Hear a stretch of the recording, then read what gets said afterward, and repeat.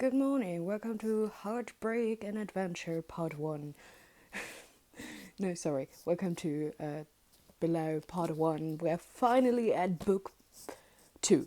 Book 2 of the series. And Part 1 has seriously been a ride. I don't know how to really summarize it. And I'm sorry, my voice fails at times. I've barely made it out of bed right now, in the sense of I just woke up. But anyways, let's head straight into this mess, shall we? Basically, we are following Aiden, Cole, Lawrence, Estelle, Donovan into the woods where the birds, like the pigeons, usually also appear. The thing is, Aiden is barely out of the hospital. It's been 24 hours at least since her release. And I don't know. So her shields are broken thanks to Chance. Last book, we remember his lasting impression on us. And she's struggling. Cole is kind of shielding her as well from all the troubles, better said, all the other thoughts, because otherwise they would be raining into her brain. So yeah, we're outside. We basically we're trying to locate the birds and somehow maybe structure their brain, but they are already dead. So that's not good actually, and that's definitely that. Lawrence is very skeptical about Cole, also calls him all the time Nicholas. I mean, we know his name is like that, but please don't call him Nicholas, it's Cole.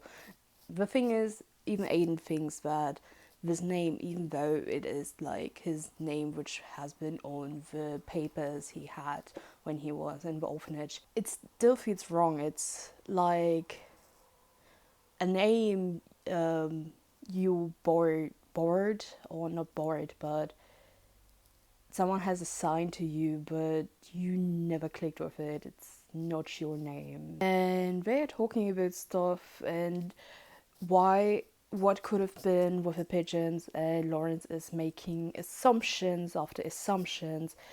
It is a little bit too convenient that those doves are not dead. Those pigeons are dead, and that's basically not good. And Aina's like, hey Cole, let me tell him the truth. Why would you not let me tell him? Why not show him, basically, that all his assumptions are not right? And Cole is telling her, no, please don't.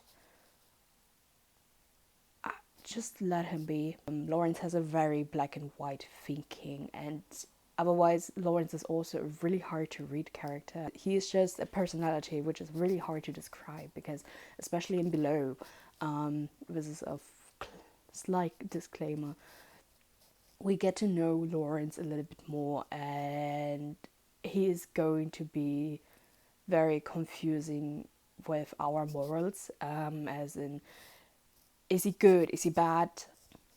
It is really complicated when it comes to Lawrence, and really heads up. So after figuring that out with pigeons, Estelle and Lawrence, I think, they are traveling back for the time being, and Aiden is trying to also step back into school, but it's really hard because her shields are still very broken, and it will probably take time for her to heal. Of course, Aiden also worries that she won't function anymore, that she is... It's not a good thing, it's just understandable. It is very understandable that she worries about that. What also sinks through those pages is that Cole is trying to protect her. I mean, he always has this kind of protectiveness sort of thing, especially when you read his POV in Traces, you notice that he really, really cares about Aiden. I mean, you also feel it through the pages, but something what you notice is Cole in below is trying to distance himself from Aiden in a way of trying to protect her, possibly from himself. At least this is what sinks through between the lines. Another thing is, while he tries to distance himself, they are also enjoying, or try at least to enjoy, the time they have together. It is really like Aiden really also seeks the closeness of Cole, because he balances her out with their energies, even though they are both empaths. It is simply, I think, the dynamic, and that Cole is trying to distance himself right now is not really helping. Let's say that. Let's put it straight out. It's possibly, I don't know. To me, he feels like he's still scared to hurt someone, that all the things Chance has done to him affect him as a person, in his morals, maybe in that he could or would accidentally hurt all the people he cares about. He's also still struggling with being alive, basically, because if you remember, he almost died from hypothermia, and this kind of experience just has left its traces on him.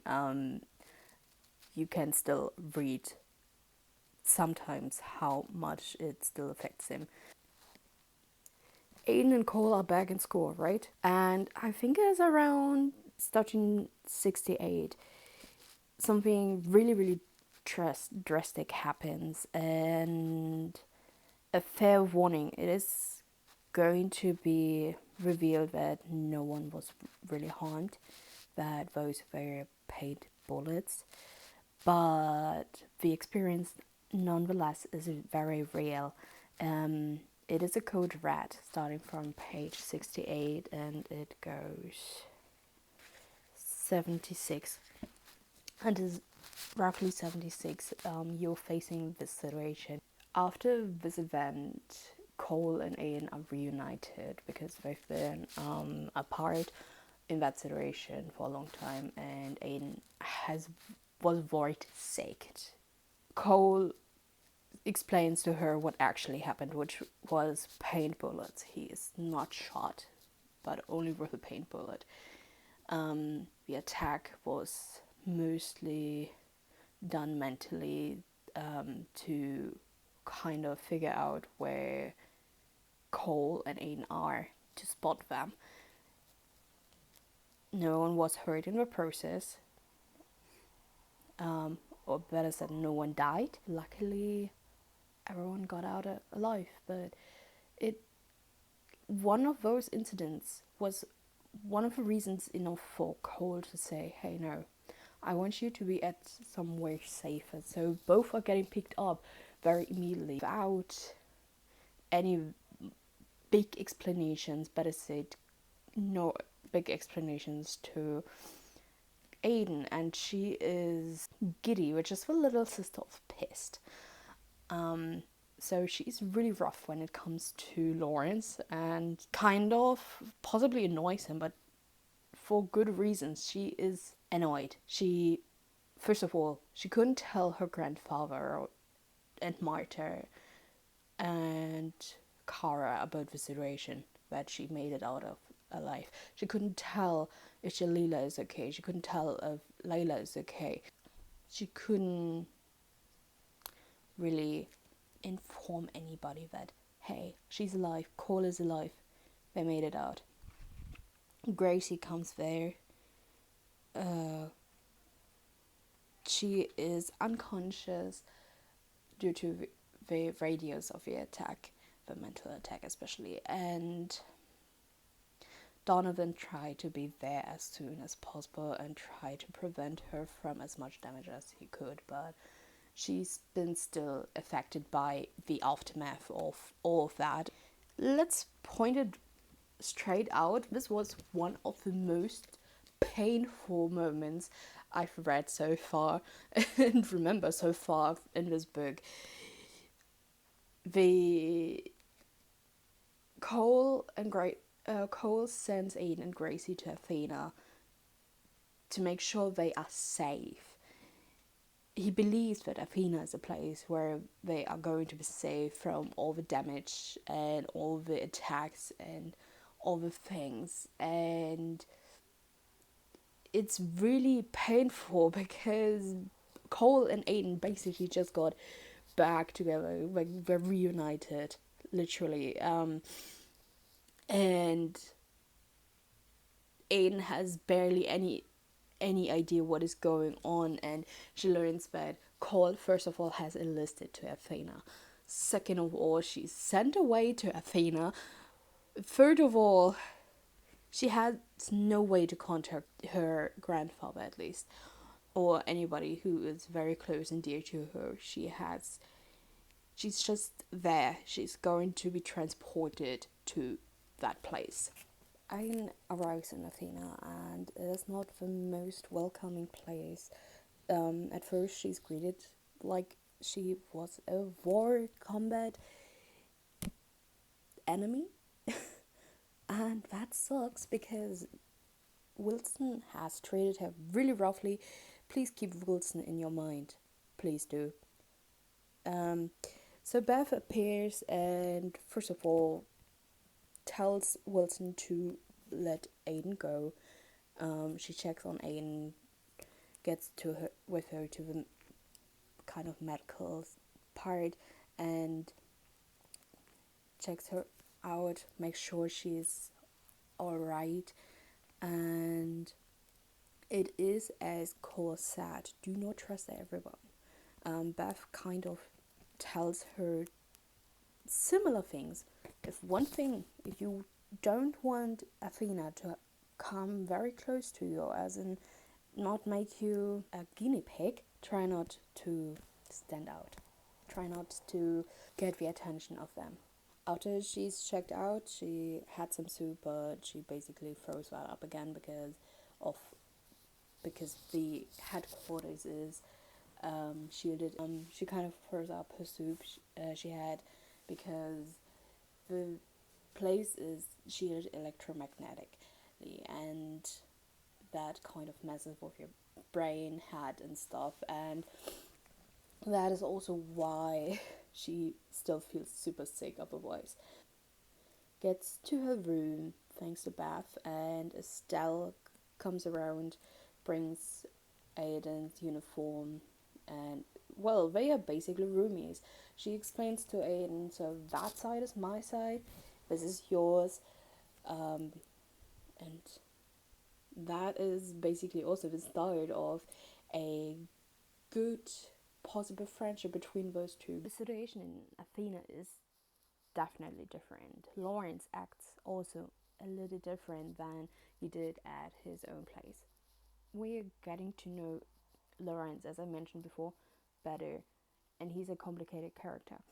After being officially introduced to the highly ranked staff members of Athena, but also the rest of basically Athena in the cafeteria, or I think that is the place, Aiden has to follow Lawrence, and Lawrence kind of fills her in this situation, and it's rough. It's really, really rough. They are also looking for a new mentor for Aiden because Donovan can't be her mentor at the moment because he is sort of back in active duty and out on the field with Cole. And there is also the thing like, so there is the scene, and that is on page 123. Sounds like you're preparing for war. And Lawrence answers, do not give third-rate terrorists more credit than they deserve. And with that, they move on. So Aiden gets introduced to the other students who are there. They are around her age, but also maybe a little bit younger. And it is very lively. when she enters.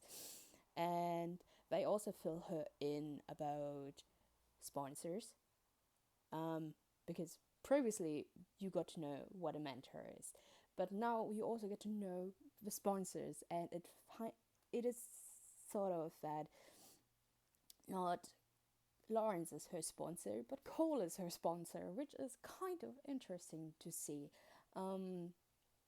Yeah, so this is a lively crew. From what I read so far, they are very dear to me. I really like Wyatt, and yeah, I think you will like them too if you read them. But they are such a chaotic bunch, but a lovely bunch. Another thing which I need to point out is I don't know how I feel about Mo, but I like Sam. Uh, if I remember correctly, is it Sam? Yeah, I think it was Sam. Yeah, it's Sam, who is another empath. And I think he's also going to be important for the story again, at least when it comes to the treatment of empaths. One thing which is pointed out is they wear fingerless gloves. I don't know why exactly anymore, but I suppose has to do simply with them being empaths, and they also get to know a lot of people by touch, and to prevent that they wear gloves. The next things which happen is we get a POV of Cole getting from his mission basically on the field, and there's a lot of rain, a lot of mud, and a lot of things. It is sometimes a bit hard to grasp for me, but usually you get the hang of it pretty quickly. And later we just switch back to Aiden, and Aiden gets to know Katzenbach. I don't know how to pronounce his name Englishy. And it is very important because he's going to be Aiden's new mentor, and Aiden gets to know something about Katzenbach and Donovan, a secret only vote to share. Sorry for returning from my bed. I'm not going back down to shoot this right now. But I'm very excited of how the story continues. Okay, so yeah, what I forgot to mention is that Cole has a meeting with Ivanson, and basically what empaths get is a sort of drug to reduce their abilities, and Cole is very suspicious. First of all, he doesn't know what the drugs do with him. Second, he doesn't want to fall back into rehabs as bad. And yeah, I think this is also why I don't know if this is what happened before Aiden is back in, is in Athena, or if it happens like straight on mission. And I mean, Cole warned her to not trust anybody, and if they give her pills, do not take them. So yeah, and that is also that for part 1. Anyways, that is basically everything for part 1. Part 2, we are going to continue with chapter 14 until chapter, let me see, 28. So 14 chapters, manageable, I think. And then I will see you in part 2. I hope you have a lovely day, and yeah, stay hydrated. So bye bye.